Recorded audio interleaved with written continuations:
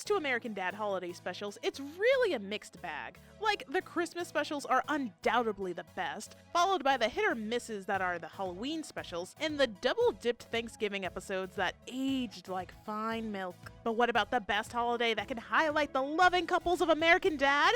Valentine's Day! So I'm gonna run down all the V-Day specials American Dad had to offer us in its nearly 20-year run, and... Well, actually, Artis, there's only 2 official Valentine's Day episodes of American Dad, and one of them didn't even air in February. Are you serious? With all the amazing couples that's in this show, we've only had 2 that centered around the holiday of love? Unfortunately. Besides, the ones we got are also kind of a mixed bag. Really? How so? Well, take for example, the episode One Little Word that aired on October 19th, 2008. Oh wait, they had a Valentine's Day episode not even air on Valentine's Day? Good grief. Oh, it gets worse. Great. Oh man, where do I even start with this episode? Well, at the start, you silly Billy. Okay, so you ever watch an episode of a TV show where the main character has to choose between his family and his work? If the answer is yes, then congratulations, you've seen One Little Word. Actually, you know what? Not even gonna lie, those episodes are probably better than One Little Word. In fact, to take it a step further, there are episodes of American Dad that follow the same exact structure as this one that are better than One Little Word. Okay, so the episode starts out with Stan being upset that Bullock has Jackson as his number 1, despite being loyal to Bullock and the CIA for over 10 years at this point. Kinda thought he was there a bit longer based on previous episodes, but I'll let that slide for now. We cut to Stan and Francine getting very excited for their romantic Valentine's Day getaway at Lake Fraser, when suddenly there's a visitor at the door, and wouldn't you know it, it's Bullock, and he needs Stan's help on an urgent mission to pick up girls. Off to a riveting start, I suppose. Are you from Tennessee? 'Cause you're the only 10 I see. Other than this one, which is yours to earn. But Dan! I hear you shouting from the farthest nethers in the corner of the room. What about Avery's adopted son, Avery Jr., who was introduced once 2 seasons ago, then never showed up again until this episode, and then never shows up again? What happens to him? Well, ever-vigilant viewer, I'm so sad that you asked, because while Stan is trying to help his boss pick up girls, we get to experience the wonderful world of Francine being tortured by this baby that was thrust upon her and will not stop crying no matter what. Hooray. Not even Roger's inclusion in the plotline can make it better, with him getting jealous of AJ being the baby of the family now, despite his best efforts. AJ has a boo-boo. I have a boo-boo too! You did that on purpose. Eventually, Stan comes up with a plan to rescue Avery's wife from the terrorists that took her all those years ago, and he actually manages to succeed. Unfortunately, she's been brainwashed after being away for far too long and begins to act like a terrorist herself, leaving Avery to ditch her with Francine, so now she has to deal with her as well as AJ. Oh boy. I don't know if they found Francine being pushed to her wit's end so funny for the first half of this episode, but to me, I find no pleasure or entertainment from this. I just feel bad for this poor woman.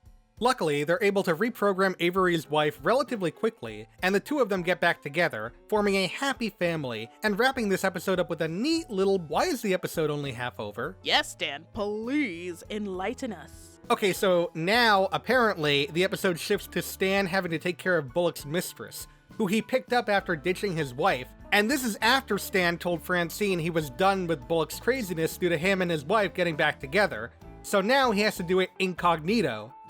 On Valentine's Day. Stan's actions here are very reprehensible on the surface, but looking deeper, I do feel bad for the guy. I mean, he's basically being forced to do something that he really doesn't want to do by someone who has just, so much more power over him. He doesn't really have a choice, but it's not like Francine is in the wrong for being so angry with him for not standing up to his boss, especially since now he's doing so on their Valentine's Day getaway to Lake Fraser. Man, for a Valentine's Day episode, I'm not feeling the love with this one. Eventually, as with all plot lines that follow a similar structure as this, everything falls apart, and Francine and Avery's wife find out about Bullock's mistress, and they're both not very happy. Albeit one is probably less happy than the other. This is what you were doing while I was a hostage? No, I didn't meet her until after you came back. What? The episode ends with Stan finally standing up to his boss and saying no to helping him, and Stan and Francine finally have their romantic moment while leaving Bullock to bleed out in the cabin. You know what? In hindsight, I'm glad this didn't air on Valentine's Day, because this is probably the least Valentine's Day episode that a Valentine's Day episode could possibly Valentine's Day, I think. Okay, point taken. That was a really bad attempt for a V-Day episode. But what about the episode May the Best Stan Win? At least that aired on Valentine's Day back in 2010. Yeah, it's worth a shot. The episode starts with Stan at his worst, being completely thoughtless and taking Francine for granted. A selfish Stan is the best Stan to kick off an episode's conflict, if you ask me. He went to Hershey Park without her and just for the chocolate. With Valentine's Day being 2 days away, yeah, I'd be pissed too, especially with his taste in chocolate. Milk Chocolate World is great. I loved White World.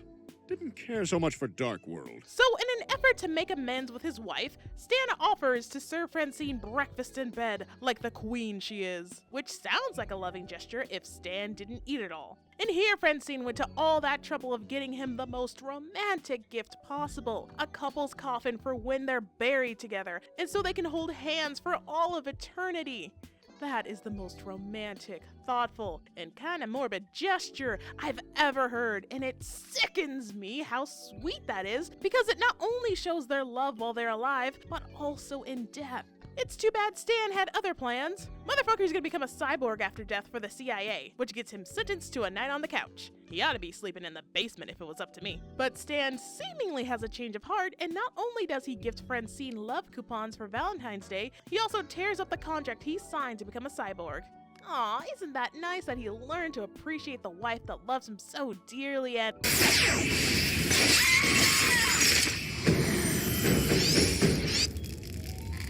Oh, you bastard.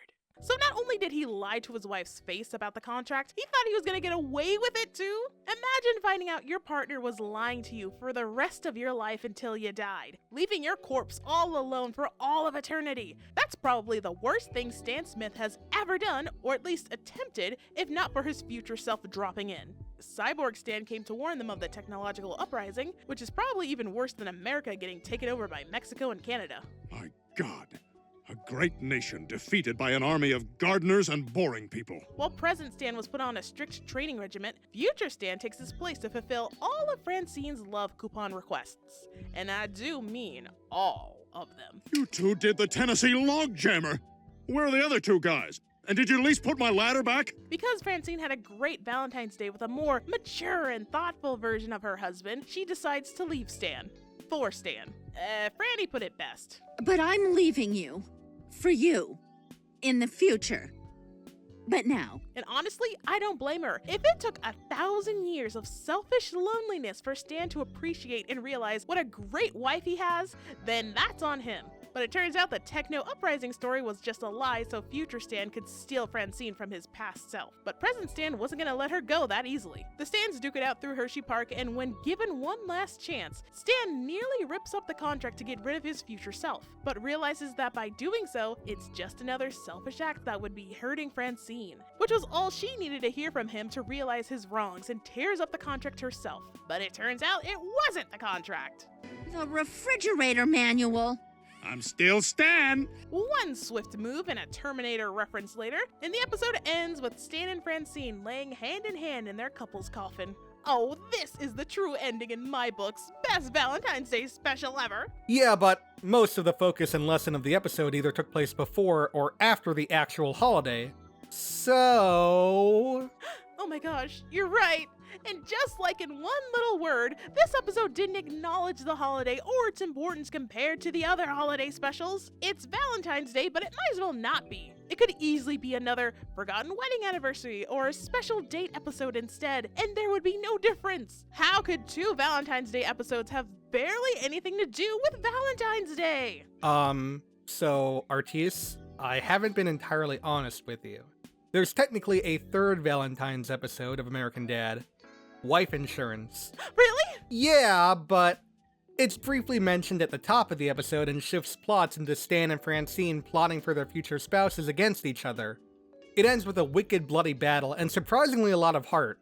It also had a Wheels and the Legman B-plot, and even Reginald made a cameo. Well, did it at least air on Valentine's Day? I mean, some would count March 29th, 2009 as an honorary Valentine's Day, if you think about it. That's it. All these episodes just use the holiday as a framing device. It never mattered. Oh, what's the point? I give up. There is no true Valentine's Day episode to be had in American Dad.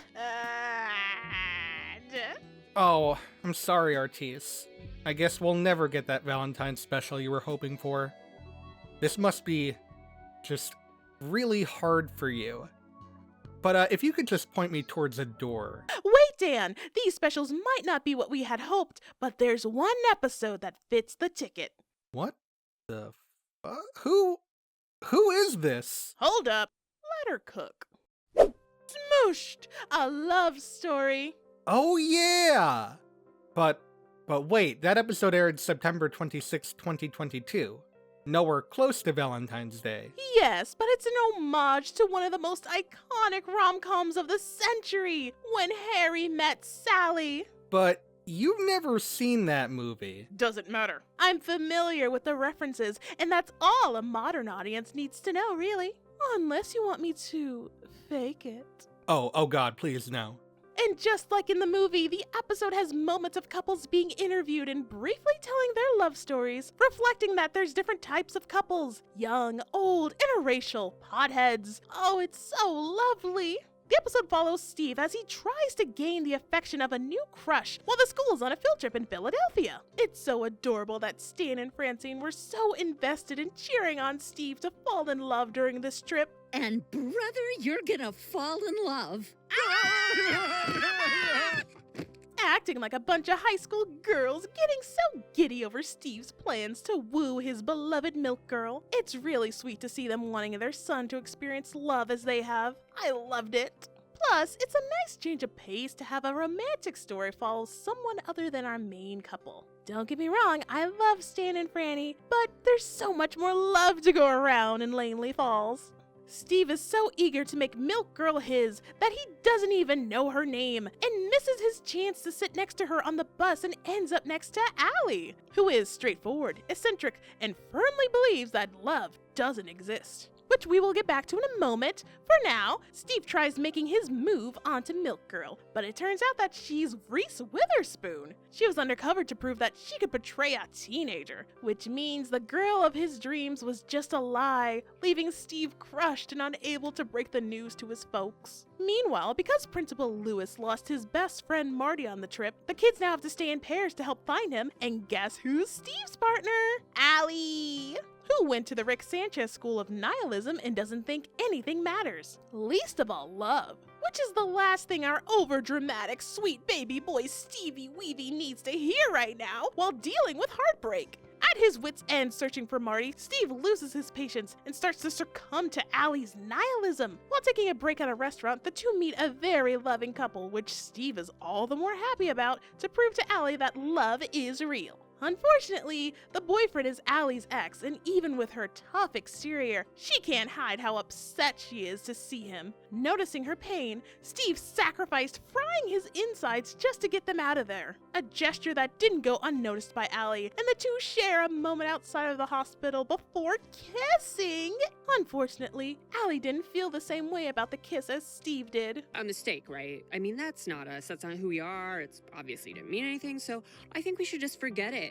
You agree? It took Steve being smushed betwixt two vehicles to get Allie to open up and be honest with her feelings. She acts too cool for school, but it's all just a front to protect herself. And while Steve wears his heart on his sleeve, at least he's real about it and acknowledges his uncool nature, which actually makes him really cool in my books. The episode ends with Steve and Allie on the couch telling their love story, though they can't be together now due to him being a 9th grader and Allie is a 10th grader, but in a few years there's still a possibility for them. While technically not a Valentine's Day episode, it had the spirit of one, which gives me all the warm fuzzy wuzzies I've been yearning for. Oh, what say you, Daniel? So as someone who's actually seen When Harry Met Sally, Do I actually think this episode does a good job parodying said film? Not really. I mean, all they're really using from the film is the random interviews between the couples and how they met. And don't get me wrong, those can be very funny. I saw this raisin in 2007, and now it's my raisin. But it never really goes beyond that. But honestly, I don't think it needed to, because it was a very entertaining episode that actually made me care about what could be nothing more than a short-lived relationship between Steve and this one-off character. And that's an accomplishment in and of itself. I actually want to see more of Allie, which is more than I could say for most of Steve's love interests. Yes, even Debbie. Gasp! The gentleman doth protest too much, methinks. It also helps that the episode knows how goofy it is, with them portraying Philadelphia as this romantic third world country, with Snock going on his own romantic escapade with a local, with both of them being threatened with failing the class if they don't find Lewis's friend who got lost. Man, I just feel so bad for this guy. He seems so distraught. Now that's how you know it's a true friendship. Oh, this episode had it all. Heartache, love, and friendship. What more could you ask? Kinda goes to show that the best American Dad Valentine's Day episode is when it's not focusing on the holiday at all. What really matters is their portrayal of romance, which I think all, well, most, of these episodes did a fine job in. I can definitely agree with that. While one little word makes me question my last bit of sanity that I have, I think that May the Best Stan Win is able to have a pretty heartfelt message and ending, despite its shortcomings. And Smooshed, a love story, while not technically falling under the Valentine's Day moniker, tells a compelling romantic story about these two characters that really work well together. And we don't talk about wife insurance in this house ever. I mean, I like wife insurance. So even if we never get another Valentine's Day episode, there's still dozens of episodes that showcases the love American Dad couples share. And that I can live with. For now. Now let's hear from all of you. Out of these episodes, which do you feel are the most romantic and the truest Valentine's Day episode of American Dad? And thank you to Dan the Man for helping me cope through these deceptive episodes. Y'all be sure to check out his channel for more American Dad goodness. Happy Valentine's Day! Okay, no, but seriously, how the fuck do I get out of here?